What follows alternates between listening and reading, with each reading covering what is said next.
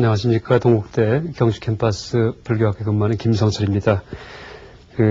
지난 시간까지 이 초기 불교의 그 가르침에 대해서 이제 개정의 사막이라는 그런 그 방식에 의해서 제가 분류해서 이제 강의를 드렸는데, 오늘부터는 이제 초기 불교 이후에 그 전개되는 그 부파 불교의 가르침에 대해서 이제 강의를 드리겠습니다.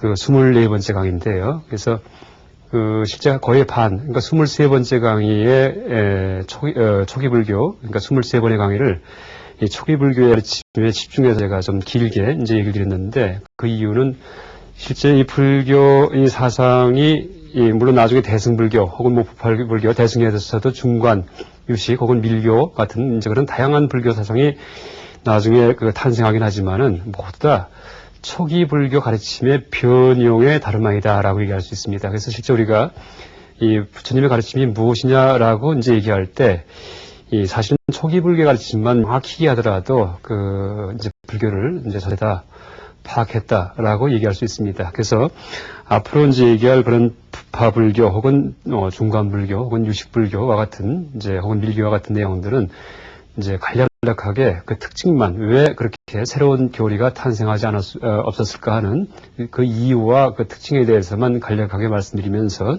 이제 강의를 진행하겠습니다.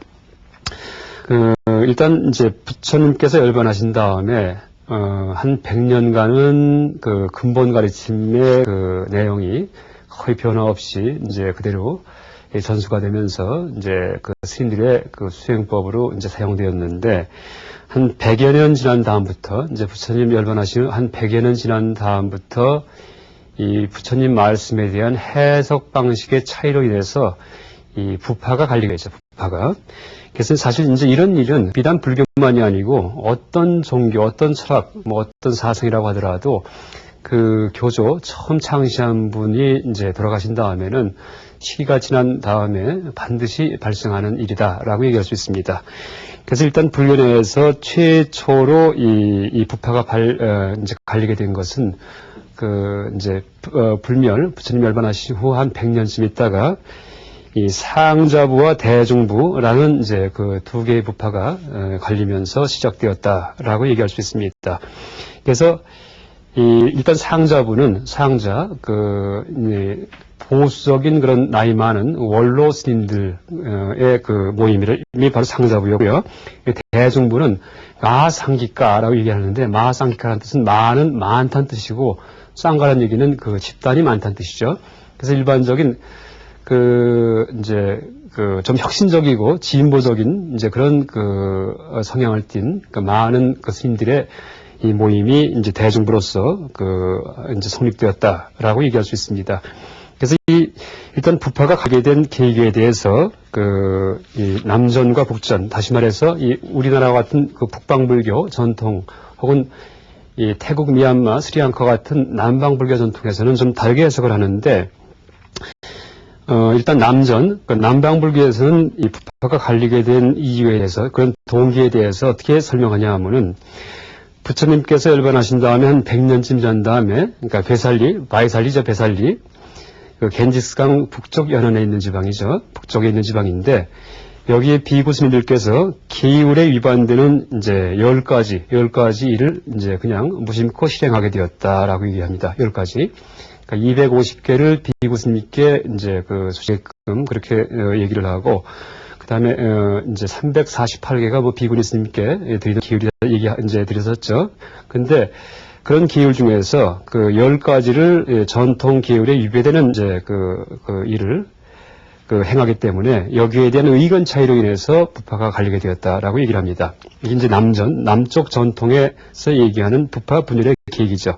그래서 이 10가지 일에 대해서 이제 시비를 판정하기 위해서 700명의 스님들께서 모여서 이제 회의를 하게 되었다라고 얘기를 하죠. 회의를. 그래서 이때 회의를 하면서 다시 어느 게 옳고 어느 게 그르다라는 그런 판정을 내린 다음에 불교 경전을 재결집하였다라고 얘기를 합니다.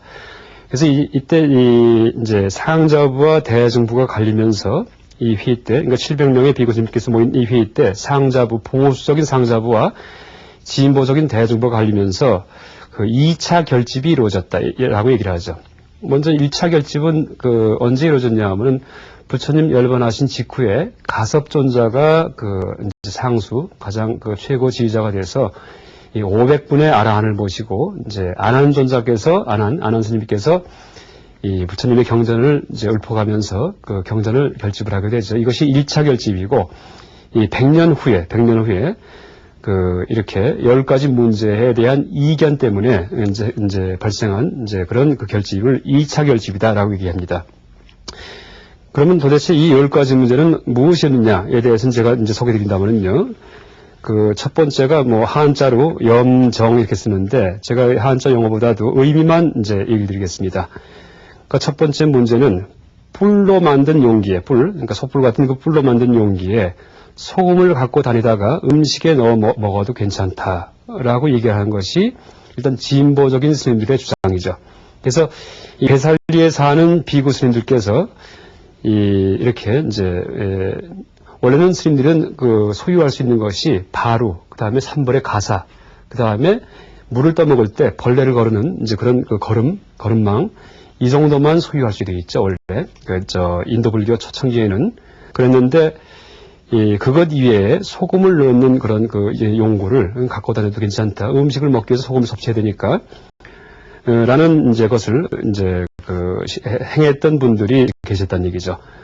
또 이 배살리 비구 중에는 두 번째, 보통 오후 불식회가 있기 때문에, 그러니까 정오가 지나면 절대 식사를 못하게 되어 있죠, 불교에서는. 그러니까 스님들께서 지금도 남방불교, 그러니까 이제 태국, 미얀마, 스리랑카 같은 그런 남방 상자부 여권에서는 12시 정오가 지나면은 스님들께서 식사를 안 하시죠. 물론 간단한 음료 같은 것은 드시지만은 12시 전에 이제 모든 식사를 다 마치시죠. 그래서 그것을 오후 불식이다. 오후에는 식사를 하지 않는다라고 얘기를 하죠. 그래서 실제 우리나라 불교권에서도 얼마 전 연락하신 해암 큰 스님께서도 하루에 한 끼만 이제 드셨다는 말씀하죠.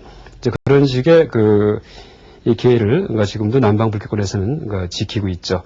그런데 이 식사를 하다가 보면은 시간이 좀 늦어질 수가 있겠죠. 그래서 이제 거기에 좀 융통성을 넣어가지고, 그러니까 정오를 지나서 그러니까 해가 중천에 떴을 때가 정오죠. 그래서 막대기를 꽂을 경우에, 이 인도는 적도권에 있기 때문에 해가 중천에 떴을 경우는 막대기의 그림자가 없어지겠죠. 그래서 수직에서 그래가 비치니까. 그러다가 다시 서쪽으로 조금 기울면은 막대기 그림자가 조금씩 생기기 시작하겠죠. 그래서 이 정오를 지나 손가락 2마디 정도 그림자가 생길 때까지는 식사 시간을 연장해도 좋다. 이게 이지정, 이지 손가락 2마디라는 얘기죠. 이렇게 융통성 있게 식사 시간을 조금 늘려도 된다 하는 것이 대주계통 스님들의 주장이었죠. 세 번째, 또 문제가 된 것은, 그러니까 배살리 비구 스님들께서는 한번 탁발한 다음에도, 한번 탁발해서 이제 식사를 하죠. 지금도 남방불교권에서는 이 식사 시간이 되면은, 스님들께서 쭉 이제 나오시면은, 거리에 이 제가 신자들이 음식을 담아서, 그러니까 스님들께 드리죠. 그러면 그 스님들께 드리는 음식을 다 모아서 섞은 다음에 다시 이제 배분을 해서 스님께서 식사하신다라고 얘기를 하죠. 근데 이제 그런 식의 이제 탁발을 하는데, 그게 이제 탁발이죠. 그리고 이 초기불교 혹은 남방불교권에서는 스님들의 사회 참여 방식은 이렇게 신자들이 제공하는, 불교 신도들이 제공하는 음식과 공약물을 이제 받아줌으로써 상대방한테 복을 주게 되죠, 복을. 그죠? 그래서 도력이 높은 스님들, 그러니까 수행의 힘이 높은 스님일수록 복이 크다 이렇게 얘기를 하죠. 그래서 서로 불교 신자들이 스님들께 공양을 드리기 위해서 이제 아주 좋은 음식을 만들기도 하고 새로 이제 그러면서 줄을 서 있죠. 그런데 이게 이제 탁발인데, 그러니까 한 번 탁발한 다음에도, 탁발해서 충분한 식사를 한 다음에도 이제 아직 12시가 안 됐으면, 정오가 안 됐으면은 다시 초월락에 들어가서 이제 탁발해서 식사 대접을 받아도 좋다라는 것이 세 번째 문제였습니다. 세 번째. 그 다음에 네 번째는 동일계에서 별도로 포사를 행해도 좋다라는 거죠. 대중부, 그러니까 진보적인 스님들께서 주장하시는 거죠. 그래서 원래는 이 포살일 경우에, 포살은 참여하는 그런 법회인데, 한 달에 초생달이 뜰 때 혹은 달이 만월일 때 한 달에 2번씩 모여서 계율 이제 250개면 혹은 340개 같은 그런 계율 종목을 하나씩 얘기하면서 어긴 사람일 경우에는 내가 이걸 어긴 적이 있다고 그렇게 고백하는 그런 참회의식을 치르는 것이 포살법회인데, 실제 같은 그런 지역에 이제서 수행하시는 스님들은 다 함께 모여서 해야 되는 게 원칙인데, 그렇지 않고 동일 기회에서도 같은 구역에서도 별도로 모여서 포살을 행해도 된다라는 이제 그런 의견을 제시한 거죠. 그런 또 실제 생활을 했던 거고요. 이게 네 번째 문제였고요.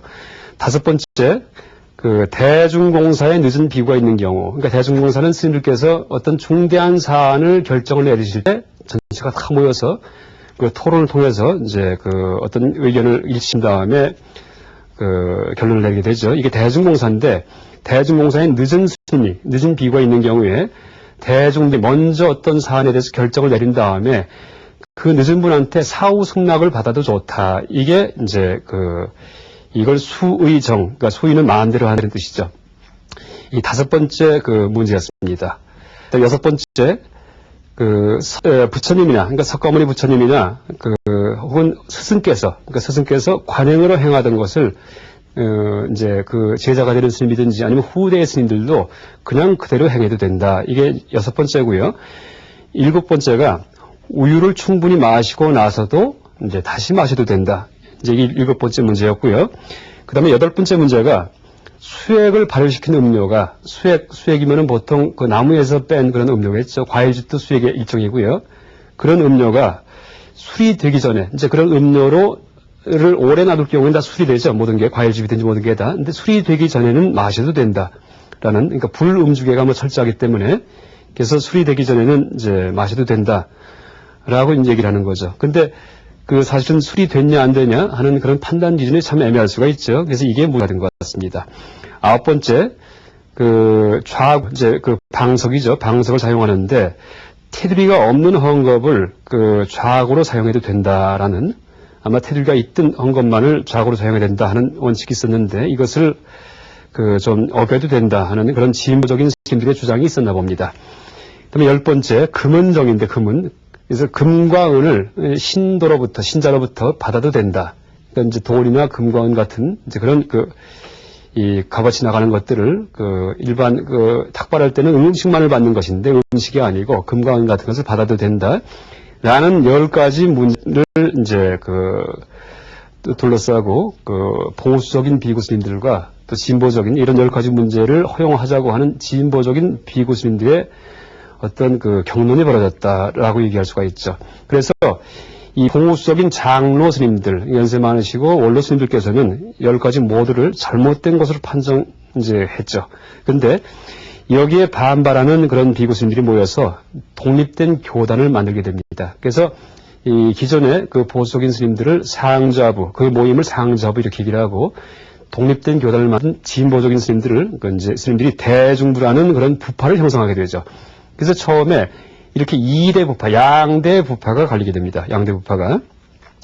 그래서 이것이 이 남쪽 전통에서, 남쪽 상자부, 남방 상자부에서 얘기하는 이제 부파 분열의 계기죠. 그래서 이 스리랑카, 미얀마 혹은 태국 같은 나라에는 삼장이 우리와 다른 것이 이제 도입이 되죠. 상자부의 삼장, 빨리 경전일 경우는 우리가 보고 있는 암경이든지 이런 대장경과 물론 겹치는 내용도 많이 있지만은 이 논서나 율장이 조금씩 다르죠, 내용이.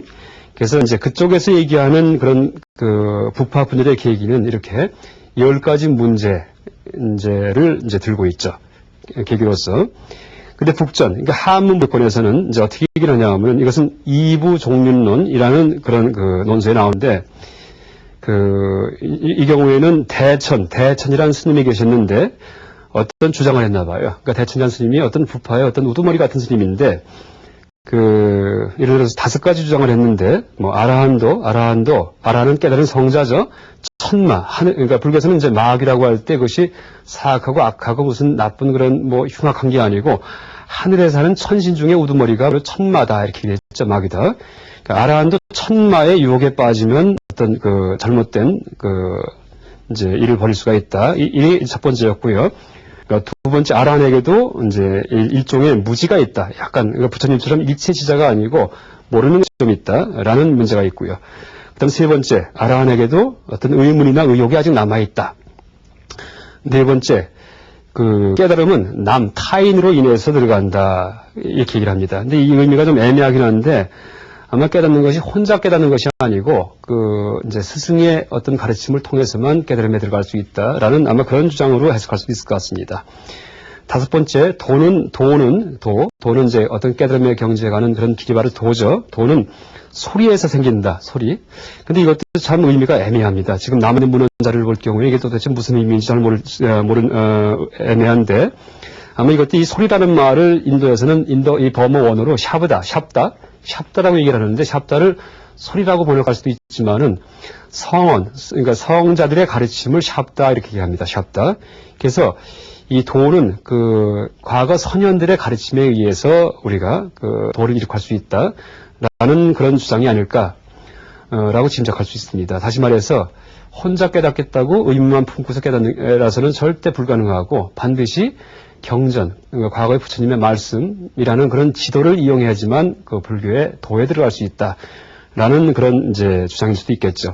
그래서 이 북전, 그러니까 한문불교권의 전원 자료에 의하면 이렇게 다섯 가지 문제 때문에 이 상자부와 대중부가 분열되었다라고 얘기를 하는데, 현대학자들은 대개 이 북전보다도 아까 얘기했던 10가지 문제예요. 그러니까 베살리의 비구들이 10가지를 행하고 있었는데, 10가지 문제를 행하고 있었는데, 그것을 비판하면서 이제 거기에 그 비판에 찬동하는 상자부와 또 이 10가지는 허용해도 된다고 주장하는 대중부로 나눴다라는 그런 남쪽 전통의 얘기가 올바른 것이 아닐까 이렇게 짐작을 합니다. 현대학자들은. 그래서 이제 드디어 이 상저부와 대중부라는 두 개의 부파가 갈라진 다음에 세월이 흘리면서 한 400~500년의 세월이 흘리면서 다시 지말 분열이 일어납니다. 지말. 지자는 가지지자에다가 말자는 이제 마지말자죠. 그래서 이 근본 분열이 두 가지가 일어난 다음에 근본 분열 두 부파에서 다시 또 가지치기를 해가지고서 총 20개 정도, 20개 정도의 부파가 이제 나중에 발생하게 되죠. 그래서 제가 이 얘기는 사실은 자세히 드려도 이것은 별로 아마 우리가 불교의 무슨 가르침과 크게 상관이 없기 때문에 어떤 일이 있는지 또 각 부파의 특징이 무엇인지만 간략히 소개드리겠습니다. 먼저 이제 대중부와 상자부 중에서 일단 대중부에서 이 부파가 부처님 열반하신 다음에 100년 있다가 대중부와 상자부가 갈라져 이렇게 말씀드렸었죠. 근데 그리고 나서 또 한 100년쯤 있다가 지말 분열이 이제 시작됩니다. 그래서 대중부일 경우에는 다시 또 어떻게 갈라지냐 하면은 일설부, 그 다음에 다문부, 그 다음에 설가부, 그 다음에 이제 제다산부 라는 부파로 나눠지게 되죠. 그래서 일단 일설부, 다문부, 설가부는 근본 분열 이후에 100년쯤 있다가 근본 분열 이후죠. 그러니까 부처님 열반하신 다음에는 한 200년 있다가죠. 그때 이 세 개의 부파가 탄생을 하게 되죠. 세 개의 부파가. 그 다음에 제다산부, 이 제다산부는 이제 100년쯤 중엽에 이 세 개의 부파가 발생하는데, 이 근본 분열로 100년쯤 말에, 100년 지난 다음 말쯤 해가지고서, 아까 말씀드렸던 대천의 5가지 항목, 아라한에게도 실수가 있을 수 있다. 아라한도 이제 이 무지, 잘 모르는 면이 좀 있을 수가 있다. 라는 건 대천이라는 스님께서 주장하신 5가지 문제 때문에 제다산부라는 것이 100년 말경에 다시 발생을 했다. 이렇게 얘기를 합니다. 그래서 일단 일설부는 다시 설출세부, 그 다음에 이제 계윤부로 다시 또 이제 나눠지고요. 이 제다산부는 이제 대천을 수종하는 분들은 제다산부에 그냥 머물렀고요. 그 다음에 여기에 대해서 반박하는 분들이 서산주부, 그 다음에 이제 북산주부로 따로 부파를 만들어서 독립을 하게 되었다라고 얘기를 합니다.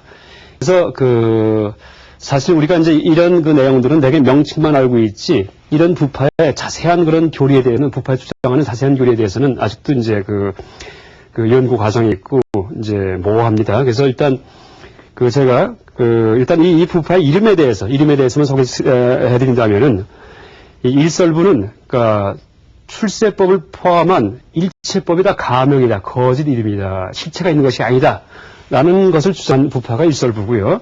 설출세부, 세간법, 그러니까 세속법은 다 거짓 이름이고 가명이지만은, 그래서 이제 허망된 거고 다 실체가 없지만은, 출세간법은 다 실법이다, 실체하는 거다, 실제하는 거다 라고 얘기를 한 분들이 이 설출세부고요. 계윤부는, 이제 계윤이라는 말은 어디서 나왔냐 하면은, 계윤은 요 계윤부 부파 종조, 처음 창시자의 성이다, 이렇게 얘기합니다, 성. 그래서 여기서는 어떤 주장을 하냐 하면은, 경장과 율장 3장 중에서 경장과 율장은 방편설이고, 논장만이, 율론할 때 논장, 체계적이고 철학적인 그런 불교교리 해설서만이 진실된 것이다, 라고 얘기를 하는 부파가 계윤부고요. 이 담음부는 이제, 어째서 담은이라는 말이 붙었냐 하면은, 부처님 계실 때 어떤 아라한이 200년간 서원정에 들어갔다, 이렇게 얘기합니다. 200년간 또 돌아가시지 않고. 그랬다가 깨어나와가지고, 이제 창시자가 되는데, 이 아라한이 이제 이 경전에 대한 내용을 너무나 많이 알고 있기 때문에, 그래서 이제 다문이다, 많이 들었다 해서 다문이다라고 이제 이름을 붙였다. 다시 말해, 이 창시자의 능력에 이제 대해서 이 다문 많이 들은 분이다. 이 경전에 대해서 이 능력을 빌어갖고 이 부파의 명칭을 삼았다 얘기를 합니다. 그러면서 대승경을 이 다문부에 이제 이 아라한이 대승경을 송출, 그러니까 외워서 다 말씀하셔서 대승경전이 되었다라는 그런 설이 있죠. 그리고 이 논서 중에 성실론이라는 논서가 있죠. 성실론.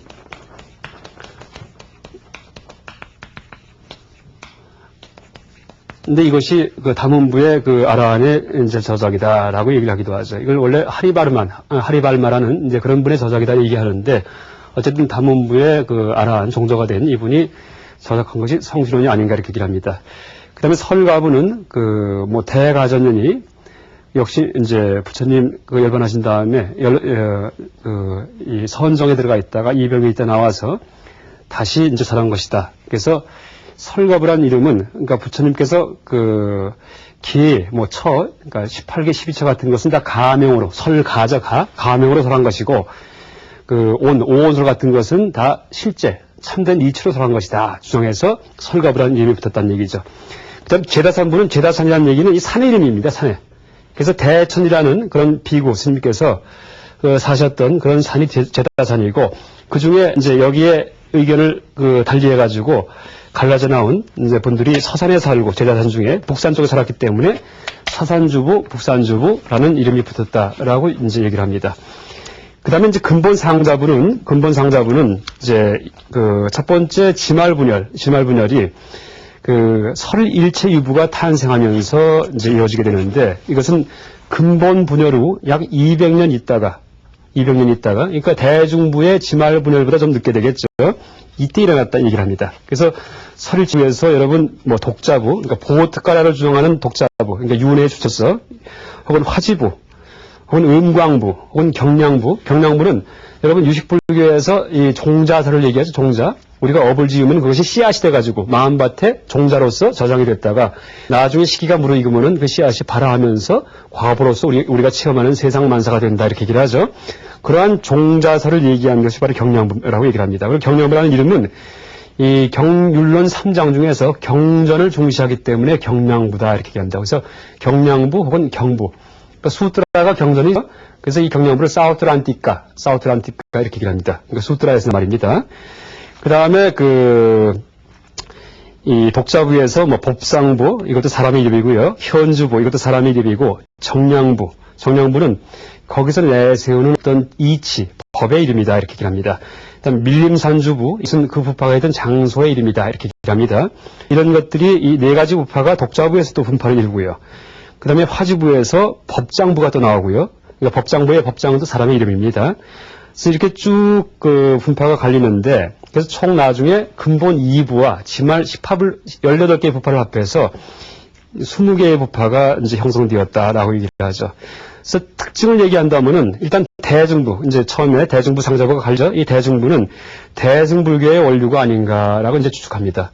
그다음에 사양자부는 현재 남방에 그 남아있는 그 사양자부도 이제 같은 상자라는 명칭을 쓰고 있죠. 그래서 그 원류가 아닌가라고 생각하고요. 설일체유부는 그 우리가 구사론, 뭐 아비달마 대비바사론 같은 그런 부파불교 논서가 한문 번역으로 남아있죠. 그 모든 논서가 다 설일체유부에서 쓰던 논서입니다. 설일체유란 얘기는 일체, 모든 것이 다 유, 일체 제법이, 모든 법이 다 실제한다, 존재한다라는 것을 설한 그런 부파다라는 의미에서 설일체유부라고 얘기합니다. 그다음에 독자부는 아까 말씀드렸듯이 윤회의 주체로서의 보트가라를 얘기했고요. 부드갈라, 보트가라. 그다음에 경량부는 이제 그 종자설을 얘기했고요. 그래서 현재 이런 20개의 부파 중에 그 정체를 명확히 알 수 있는 것은 상자부, 남방 상자부와 설일체유부뿐이 없습니다. 그 상자부도 경밀론 3장이 그대로 남아서 지금 남방, 태국, 미얀마, 스리랑카에 전해고 있고요. 이 설일체유부일 경우에는 그 현장 스님의 번역에 의해서 구사론 혹은 발지론, 아비달 대비바사론 이런 것들이 이제 번역이 돼가지고 현재 한문 그 번역본으로 우리가 이제 구해볼 수가 있죠. 나머지 부파에 대해서는 이제 지금 현존하는 자료가 거의 없기 때문에 이제 그 정체를 명확히 파악할 수가 없습니다. 그래서 이렇게 그 20개의 부파가 갈리긴 했지만은 실제 그 교리 내용에 큰 차이는 없습니다. 그러니까 몇 가지 사소한 문제 때문에 이제 갈린 것이지, 어쨌든 이 부파 불교는 비판적으로만 볼 것이 아니고 이 초기 경전에 흩어져 있는 교리를 갖다가 체계적으로 정리해줬다는 의미에서 아주 가치가 있는 그런 이제 그 불교사에서 발생했던 그런 흐름이었다라고 우리가 이제 좋게 볼 수도 있을 것 같습니다. 그리고 흔히 우리 얘기하는 이 소승불교는 바로 이 부파불교를 의미하는 것입니다. 그리고 다음 시간부터는 이 부파불교 중에서 우리가 명확히 알고 있는 그 설일체유부, 그러니까 한문 경전으로 가장 많은 논소가 남아있는 설일체유부 교리를 구사론과 아비달마 대비바사론에 이제 의거해서 그 설명을 드려보겠습니다. 그러면 오늘 강의는 이상으로 마치겠습니다. 네, 감사합니다.